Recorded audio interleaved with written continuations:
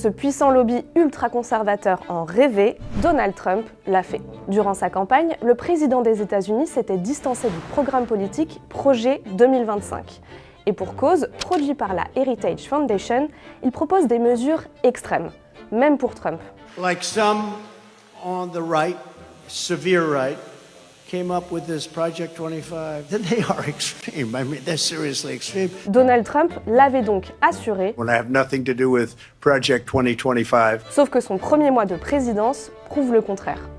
Si on regarde les décrets exécutifs pris par Donald Trump, bon nombre d'entre eux reflètent des passages du document de près de 1000 pages. Projet 2025 a été publié en avril 2023 avec pour but d'être la feuille de route officieuse du prochain président républicain. Déjà, on peut voir que certains auteurs du document font partie de la nouvelle administration de Donald Trump, comme Russell Vought, qui est l'un des piliers du rapport et qui retrouve son poste de directeur du budget qu'il occupait déjà lors du premier mandat de Trump. Ou encore Brendan Carr, désigné par Trump comme le nouveau régulateur des télécoms, qui, comme par hasard, avait écrit pile sur ce sujet dans le projet 2025.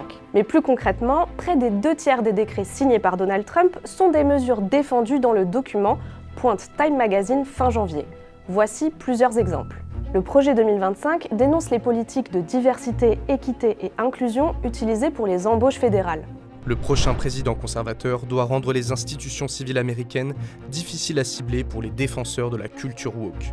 Cela commence par la suppression des termes DEI. Et Donald Trump l'a fait.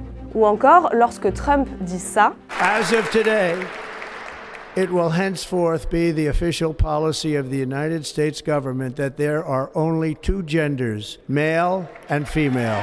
on peut lire dans le rapport ça.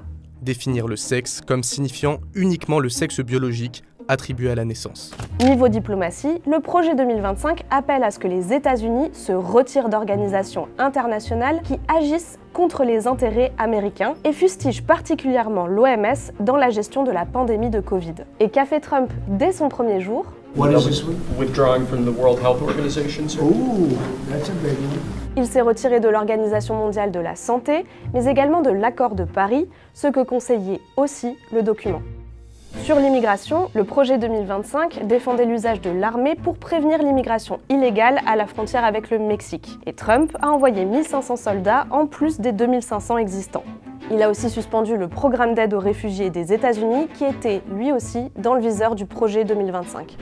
Si le Donald Trump de 2024 assurait s'être distancé de la Heritage Foundation, le Donald Trump de 2022 parlait pourtant d'elle en ces termes. This is a great group and they're going to lay the groundwork and detail plans for exactly what our movement will do, and that's coming.